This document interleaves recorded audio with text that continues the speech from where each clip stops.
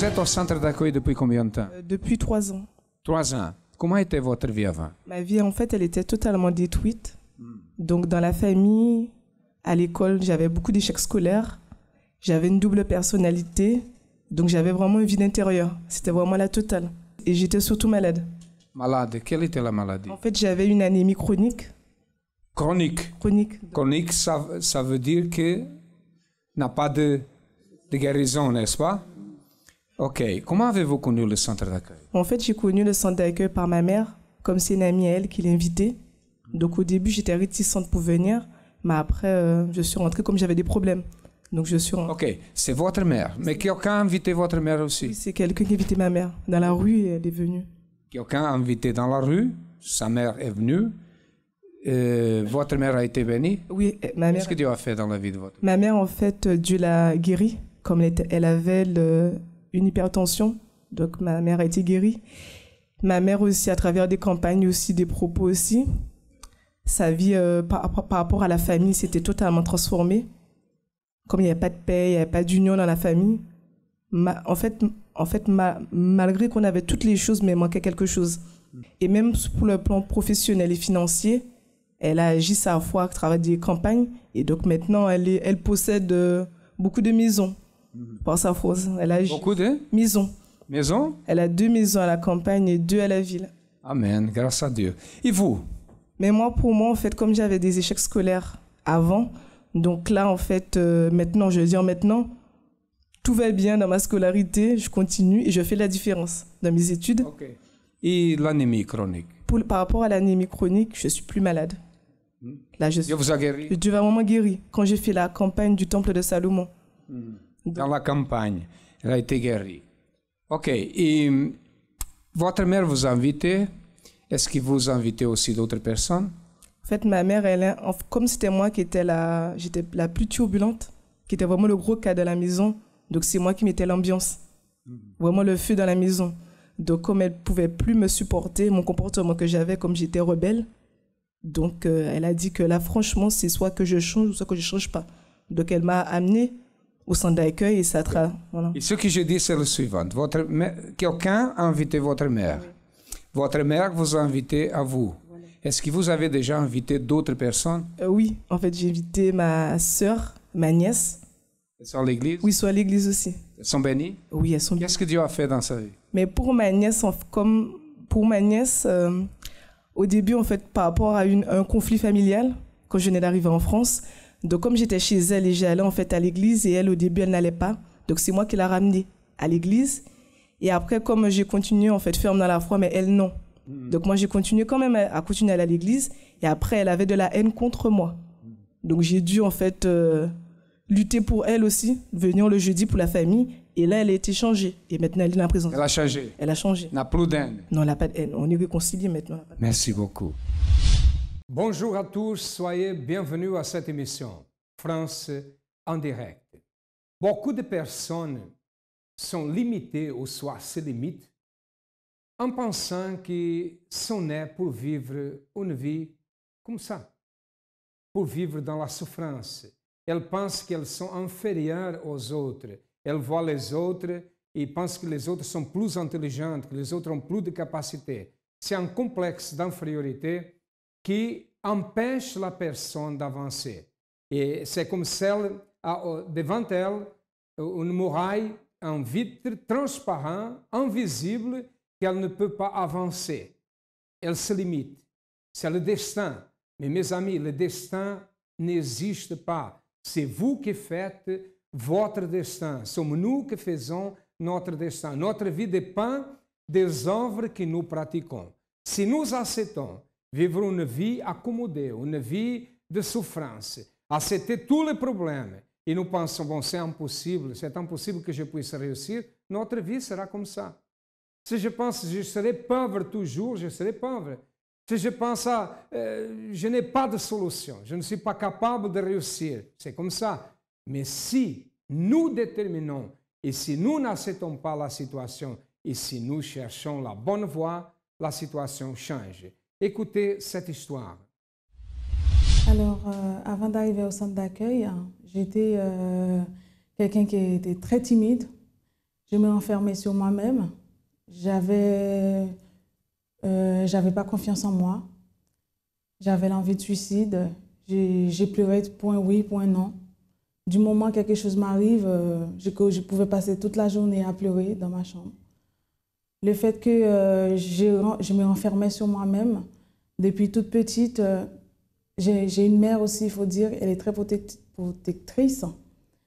Et elle ne voulait pas qu'on sorte, qu'on ait des amis comme j'avais. Elle voulait que j'ai des relations qu'avec mes sœurs, comme j'ai 2 sœurs. C'est-à-dire, si on pouvait sortir, si on devait sortir, il fallait qu'on sorte en famille, qu'elles soient là. Du coup, par rapport à ça, voilà, même à l'école, j'étais toujours toute seule. Toute seule, peur d'avoir des amis. Parfois, quand elle pose toujours des questions. Est-ce que j'ai des amis? Si on lui fait des choses, parce qu'elle avait une maladie aussi, elle peut pas avoir des choses qui peuvent la contrarier en fait. Et si on fait un truc et la chose, elle la contrarie, elle peut aller chez le médecin tout de suite. Elle fait une attaque. Du coup, ça m'a fait me renfermer sur moi-même. Peur que ma mère, elle part à l'hôpital à cause de moi. Du coup, je prenais tout le temps des précautions pour ne pas la faire du mal. Et ça a fait que je me renfermais sur moi-même. Voilà. Et par rapport à ça aussi, j'étais très timide. Je pouvais pas parler. Même à l'école, j'étais toute seule. J'étais capable. Quand les maîtresses m'expliquaient des choses, les maîtresses disaient « Marie-Léona, vous pouvez faire des choses. Vous avez des potentiels. » Mais moi, je disais « Non, je ne peux pas. » Et je pouvais. C'est en obtenant des diplômes. Parfois, ils disent « Vous voyez, vous êtes capable. » Mais moi, je n'avais pas cette confiance en moi. Et des idées de suicide, c'est quand je suis arrivée en France. Les choses ont été très difficiles. Des situations que je ne m'attendais pas. En fait, je suis jeune. Je ne m'attendais pas à ce genre de situation. C'était la première fois parce que quand on vivait aux Antilles, on avait une vie même c'est-à-dire, quand je suis arrivée en France, je vivais une vie, je ne m'attendais pas. Et la situation pour laquelle je vivais, du coup, ça m'a donné envie de suicide. Je vivais dans une chambre de bonne, c'est-à-dire, ça a empiré en fait. Du coup, ça a fait un déclic. Je me souviens, j'étais à Paris, j'avais envie de me jeter devant un train. Et là, j'ai pensé à mon fils. J'ai dit, si je me suicide, et mon fils, comment il va faire? C'est par rapport à lui, je n'ai pas passé à l'acte, en fait. Qui était Marie-Léona? Était une personne qui avait un complexe. Elle pensait qu'elle n'était pas capable, elle pensait que sa vie était comme ça, l'échec après échec. Elle n'avait pas d'assurance dans sa vie. Elle était une personne limitée. Au soir, elle est allée vers la limitation. Elle était limitée. Et à partir de là, la personne ne peut rien faire. Mais quand nous croyons, quand nous pratiquons une foi intelligente, et principalement au centre d'accueil, nous sommes là pour parler au nom du centre d'accueil, je veux vous dire une chose, ce sont 2 millions de personnes qui ont trouvé la solution. Écoutez ce qui s'est passé après qu'elle a connu le centre d'accueil. Depuis que je suis arrivée au centre d'accueil, déjà je suis arrivée en mois de septembre. La campagne d'Israël était en mois de décembre. Malgré la situation, j'ai participé à la campagne d'Israël et ça a ouvert. C'était ma première campagne d'Israël, mais ça a ouvert des portes. Depuis, je n'ai jamais arrêté une seule seconde. Dès qu'il y a la campagne d'Israël, oui, je participe. Pour moi, la campagne d'Israël, c'est une opportunité. Une opportunité qu'on a pour pouvoir mettre Dieu à l'épreuve.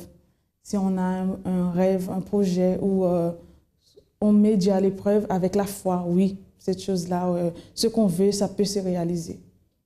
Aujourd'hui, j'ai la vision et je suis plus timide. Je sais que j'ai de la valeur et je peux faire beaucoup de choses avec la direction de Dieu, bien sûr. Par rapport à ma vie professionnelle, Dieu il m'a donné des idées. Maintenant, j'ai des objectifs pour ma vie professionnelle. C'est par rapport à la dernière campagne d'Israël de l'extraordinaire. J'étais à la recherche d'une école pour pouvoir passer une formation et j'arrivais pas. J'envoyais des lettres, tout, j'arrivais pas. Mais quand la campagne est arrivée, je me suis dit c'est le moment. Je me suis lancée et là j'ai eu... Le meilleur de tout ça, c'est que la formation que je voulais faire, c'est une formation payante. Mais Dieu m'a permis de trouver une école gratuite. J'ai fait la formation, je ne paie rien du tout. Et par rapport à ça aussi, je voulais faire la formation en initiale. Et quand j'ai fait l'extraordinaire, j'ai dit à mon Dieu, là j'ai fait l'extraordinaire, je vais voir, je veux l'extraordinaire moi aussi. Je sais, avoir l'école, c'était inespéré parce que j'étais sur la liste d'attente. C'était inespéré, c'est l'extraordinaire, mais je veux l'extraordinaire, l'extraordinaire. C'est là que j'ai commencé, j'ai eu l'idée de passer la formation en alternance. J'ai commencé à chercher, d'envoyer des lettres, à chercher des employeurs. J'ai passé des entretiens. Il n'y avait que des noms. Et j'ai continué à persévérer parce que quand on a fini de faire la campagne d'Israël, les choses devenaient plus difficiles. C'est juste pour douter. Mais non, là, il ne faut pas douter, il faut continuer. Et grâce à Dieu, il m'a donné un employeur. On était même 6 sur le poste. Et Dieu m'a retenu. Dieu a fait que je sois retenue. Ah non, au contraire, Dieu rigole tout le temps. Voilà, je suis épanouie. Et le manque que j'avais en moi, je le trouve chez ma mère, qui est centre d'accueil universel. On est une famille. Quand j'ai toujours quelqu'un à qui parler, je me sens épanouie en fait. Les centres d'accueil, c'est ma mère. Et les conseils, c'est là où on peut trouver les meilleurs conseils du monde. Parce que grâce à centre d'accueil, ma vie a changé sur tous les plans. Tous les plans. Dire que nous croyons en Dieu. Quand nous disons que nous avons la foi, ça ne va rien résoudre. Quand nous disons que nous avons une religion, ça ne va rien résoudre. Ce qui va aider à résoudre les problèmes, à réussir, c'est la pratique de la foi. Je vais vous dire une chose. La foi se voit à travers les attitudes et à travers les résultats de cette foi. La foi se voit pourquoi? Parce que quand la personne elle prend une attitude, elle attire l'attention du Créateur et même des gens. Et à partir de là, elle a le témoignage, comme c'est le cas de Marie-Léona, qui est en train de rendre témoignage de son changement. Elle a pratiqué la foi, elle a matérialisé la foi. Et maintenant, nous voyons sa foi à travers quoi? Ce qui se passe dans sa vie. Mes amis, il y a quelques années dans ma vie, avant de connaître le centre d'accueil, là, plus d'une vingtaine d'années, que je pensais que ma vie était comme ça. Je pensais au destin, je croyais au destin, que j'étais destiné pour ça. Mais un jour, quand j'ai connu le centre d'accueil, beaucoup de choses ont changé dans ma vie. Et c'est pour cela que je suis ici pour vous conseiller. Et sachez une chose, les portes du centre d'accueil sont ouvertes du matin au soir pour vous aider. N'importe la religion, si la personne a religion, si elle n'a pas religion, si elle croit beaucoup en Dieu, si elle ne croit pas, nous sommes là pour aider et nous acceptons tout le monde, n'importe la religion. Et certainement, vous allez écouter une chose, tout est possible. Et à travers cette phrase, tout est possible à celui qui croit, beaucoup de personnes ont changé de vie. Nous allons maintenant écouter un autre témoignage d'une personne qui a participé à la campagne d'Israël. Avant, j'étais une fille triste, colérique, renfermée, qui n'avait pas d'objectif dans la vie, qui était toujours négatif. Donc, même par rapport à ma fille aussi, c'était pareil, négatif sur tous les points. Donc, pas d'amitié, de lien mère-fille, j'avais rien. Enfin, il n'y avait pas d'amour mère-fille. Dans ma famille, j'avais pas de lien familial en fait avec ma mère, mon père. De base, je n'étais pas un enfant voulu de base. Dès que j'ai su cela, donc ça fait un chamboulement dans ma tête. Et tous les côtés positifs étaient et c'est passé en transformant négatif. J'ai toujours persévéré à connaître mon père parce que je sais qu'il avait des enfants mais je voulais connaître aussi mes frères et sœurs du côté de mon père. Donc de ce fait, j'ai fait des recherches à l'âge de mes 18 ans. J'ai cherché partout. Et donc là, j'ai trouvé mon père. Et là, j'ai fait ma connaissance de mon père et de mes frères. Et de cela, j'ai vu que aussi de côté de mon père, tout n'allait pas aussi. Donc du fait que le plus grand de mes petits frères n'allait pas aussi, c'est quelqu'un qui était très renfermé et qui avait les mêmes problèmes que moi, très négatifs aussi. Et donc il vivait une vie marginale en fait. Donc c'est-à-dire qu'il était toujours avec ses amis, toujours en train de fumer, était drogué et buvait de l'alcool. À travers tout cela, j'ai pu voir que j'avais vraiment besoin d'aide. Donc tout ça a déclenché que j'ai une collègue avec qui je discutais beaucoup, donc il m'a conseillé. Ça m'a pris une année pour venir en fait, pour comprendre que j'avais vraiment besoin de Dieu. J'avais entendu parler de la campagne d'Israël du mois de juillet 2013, donc je ne savais pas comment ça se passait pour la campagne d'Israël. Donc on m'a expliqué et de là j'ai décidé de vraiment me changer mon intérieur parce que j'essayais de changer mon identité. Parce que tout ce qui s'est passé, moi, je voulais enterrer justement l'ancienne Céline. Donc à travers cette campagne, j'ai commencé à me donner, à persévérer et à avoir justement un changement d'identité, une transformation en moi. Ensuite, j'ai fait aussi les propos de prière, donc spécialement le jeudi par rapport à la famille. La campagne d'Israël, franchement, m'a permis de changer mon être en fait, de voir comment l'ancienne et la nouvelle Céline. C'est-à-dire que franchement, la campagne, j'ai vraiment donné tout ce que je pouvais en tant que prière, jeûne. Franchement, jeûner, c'était vraiment dur, mais j'ai tenu, persévérer dans ce jeûne. Et ensuite, au niveau sacrifice. Le sacrifice, c'est quelque chose qui, c'est vrai qu'au début, on sent qu'on n'a pas besoin, mais au fond, oui, on a besoin de sacrifier. Pourquoi? Parce que c'est à travers notre sacrifice que tout change et qu'on voit comment Dieu peut agir dans notre vie. Maintenant, je suis plus en communion, je prie plus, je détermine justement pour avoir justement au-delà justement de cette transformation et que ma vie spirituelle avec mon Père, c'est que du bonheur, que une grande joie en moi. Et vis-à-vis de ma famille aussi, à travers les chaînes de prière, il a transformé, il a changé aussi mon petit frère. Parce que lui qui était dans la drogue, lui qui était dans l'alcool, là, et qui limite, il s'occupait de ses enfants. Maintenant, il s'occupe de ses enfants, il va chercher ses enfants à l'école, il va chercher ma belle-sœur à son travail. Et même avant, il traînait toujours avec ses amis, même pour aller en vacances familiales, mais il était toujours avec ses amis. Mais maintenant, il va en vacances avec sa femme et ses enfants. Ma fille aussi, elle est contente. Elle vit la parole de Dieu, elle est au PEB. Et là, franchement, même les tatas me disent qu'elle a vraiment changé, transformé.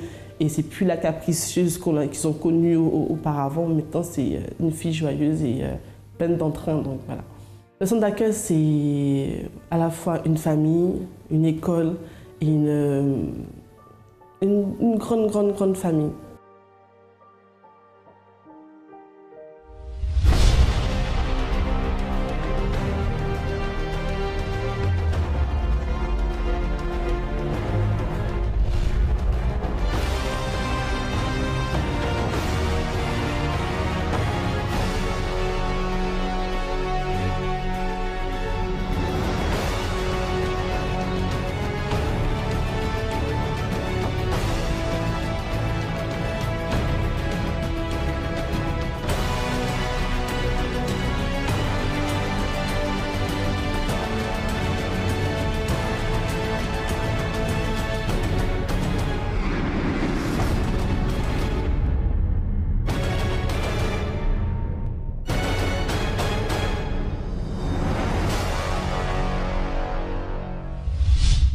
Voyez-vous comme la pratique de la foi rend des résultats? La foi se voit. Elle peut parler, elle peut dire, maintenant ma vie a changé, tout est changé dans ma vie. À travers quoi? La matérialisation de la foi sur l'autel. Et avez-vous besoin de notre aide? Sachez que les portes du centre d'accueil, comme nous avons déjà dit, sont ouvertes et vous attendent. Nous allons écouter plus de témoignages et après nous retournerons pour vous donner l'adresse de notre siège à Paris. C'est un témoignage par rapport à notre mariage. Votre mariage. Parce que ça fait 7 ans qu'on est mariés. Et en fait, au début, c'était très difficile. J'ai demandé à Dieu un mari parce qu'avant, je passais un homme, jusqu'au jour où j'ai dit stop. Seigneur, si tu ne me donnes pas un mari, je préfère rester toute seule. Et en fait, je n'étais pas encore au centre d'accueil. Mais lui, il y était. Et il a fait... C'est vous qui êtes venu premièrement? Oui. Et il avait fait, en même temps que moi je priais de mon côté, lui, il avait fait une campagne d'Israël. Quand vous avez fait la campagne d'Israël, vous la connaissez déjà? Non. Non? Et j'avais fait cette campagne effectivement pour trouver une femme de Dieu. Vous avez le même problème qu'elle? Voilà. Vous n'étiez pas bien sentimentalement, les choses ne marchaient pas? C'était de femme en femme et surtout le fait que je croyais déjà en Dieu. À chaque fois que je rencontrais Dieu et que je rencontrais quelqu'un, cette personne n'acceptait pas Dieu. Et moi, il était hors de question de vivre avec quelqu'un qui n'accepte pas mon Dieu. Ils avaient un grand problème. Ils n'étaient pas heureux parce qu'ils ne trouvaient pas la personne. Elle n'était pas heureuse parce qu'elle a eu beaucoup de déceptions, n'est-ce pas? Oui, beaucoup. Et en Des agressions même? Des agressions physiques, des agressions sexuelles, enfin beaucoup de choses en fait dans ma vie. Oui. Et quand je suis arrivée, en fait, après je l'ai suivi, je suis venue au centre d'accueil et j'ai parlé avec les pasteurs, les ouvrières, ils m'ont dit il faut lutter pour ma délivrance. Donc du coup, moi je me suis investie vraiment à 100% dans ma délivrance. Je me suis donnée à Dieu. Tout ce que le pasteur me disait, tout ce que les ouvrières me disaient, je faisais. Même si c'était difficile, qu'il fallait sacrifier sa vie, il fallait abandonner tout ce qui était négatif. Il fallait pardonner surtout, c'est ce que j'ai appris en premier quand je suis arrivée à l'église, qu'il fallait pardonner à ces gens qui m'avaient violée. C'était très difficile, mais j'ai réussi à le faire parce que je voulais avancer avec Dieu. Parce que sans le pardon, je n'aurais rien reçu de lui. Okay. Je vais parler avec lui. Vous avez fait la campagne d'Israël, une femme, la femme de ma vie. Comment c'est passé? Elle est entrée, vous l'avez vue? C'est là, c'est ça? Comment c'est passé? C'est-à-dire, on avait une amie en commun, chez qui, quand je suis arrivé sur la métropole, j'avais stocké des choses avant d'avoir ma maison. Et je devais passer récupérer ces choses-là le jeudi. Finalement, j'ai été le mardi. Et le mardi, elle s'est retrouvée là-bas avec des amis en commun. On a discuté. Vous savez, il y a eu une coïncidence. Le jour où on s'est rencontrés, j'avais des chaussures noires, elle avait des chaussures noires, moi un jean bleu, un pull rouge. On était habillés pareil. On était habillés pareil, de la même origine des Antilles. Je ne peux pas expliquer, mais Dieu m'a montré que c'était la preuve en est. Aujourd'hui, on est là dans la présence de Dieu. Et vous, quand vous l'avez vu, comment ça s'est passé? J'ai dit, je ne veux pas celui-là. J'en voulais pas. J'en veux pas. Jusqu'au jour où on faisait que parler de Dieu.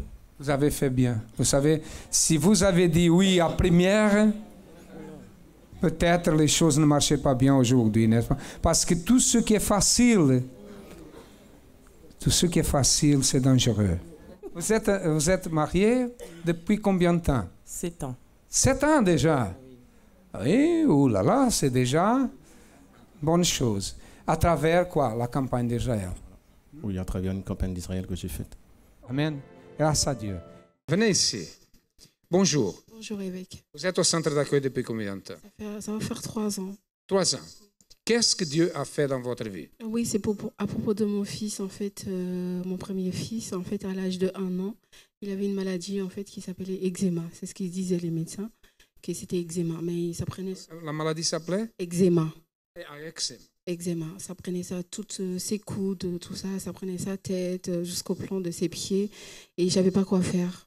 Et en fait, quand je suis partie voir le médecin pour la première fois, ils m'ont donné des médicaments, mais ça s'empirait, en fait. Et il allait à l'école, tellement il se grattait, mais jusqu'au sang. La maladie, d'un coup comme ça propageait tout sous son corps et je ne savais pas quoi faire. Et le médecin m'a dit non, c'est parce que vous êtes jeune, vous avez eu votre enfant à 18 ans et vous vous occupez mal en fait de votre enfant. J'ai dit, je ne m'occupe pas mal mon enfant, je l'ai eu à 18 ans, il a cette maladie-là, je vais aller jusqu'au bout. Et je pleurais, j'ai dit, mon Dieu, qu'est-ce que je dois faire? Mais je ne connaissais pas le centre d'accueil. Alors une copine m'a invitée, et porte de Paris, je suis venue. Mais je ne prenais pas des attitudes. c'est quand je suis arrivée ici au Saint-Denis et j'ai pris des attitudes. Je venais le mardi. Je venais le mardi pour lui. J'ai dit, mon Dieu, c'est inacceptable. Je ne veux pas avoir mon fils comme ça. Il est défiguré. Les gens, je me souviens, je sortais avec lui à Châtelet. Il y a des jeunes qui me voyaient et me disaient, mais c'est quoi ça? Ils rigolaient de lui. Et en fait, ça m'a fait mal. Ça m'a fait mal. J'ai dit, mon Dieu, c'est pas possible que cet enfant, cette maladie, on ne peut pas le déterminer. C'est pas... Okay. Elle avait la maladie. Qu'est-ce que vous avez fait au centre d'accueil? Qu'est-ce que tu as fait? J'ai fait le propos de prière de mardi aussi. Le jeudi, je venais pour prier pour lui. J'ai ramené les vêtements que vous avez dit de ramener le jeudi. Et vous avez fait l'onction sous son pyjama. Je faisais aussi le sel. Moi? Oui. Ah, je ne savais pas. Quand vous dites ramener les vêtements pour la famille, je ramenais son pyjama. Je lui dis, mon Dieu, quand il va mettre le pyjama, que ce soit ta main qui agit en lui. Et en fait, le sel aussi, je le faisais la douche avec. Petit à petit, ça commence à partir. Le médecin ils m'ont dit, du moment que l'eczéma, il n'y avait plus rien sous sa peau. J'ai même témoigné aussi, il n'y a pas très longtemps. Et en fait, ils m'ont dit, du moment que l'eczéma a fini, il y aura de l'asthme. Amen. L'examen est fini. Oh, mais merci. Grâce à Dieu. Si vous avez besoin de notre aide, notre siège du centre d'accueil est situé à Paris, au 254 de rue du Faubourg Saint-Martin, au 10e arrondissement. Vous avez déjà les autres adresses, vous avez un numéro de téléphone. Qu'est-ce qu'il manque faire? Qu'est-ce qu'il reste faire? C'est donner un pas en avant. Sachez que nous sommes là. Si vous avez besoin de notre aide, nous sommes là pour vous aider. À demain et que Dieu vous bénisse à tous abondamment.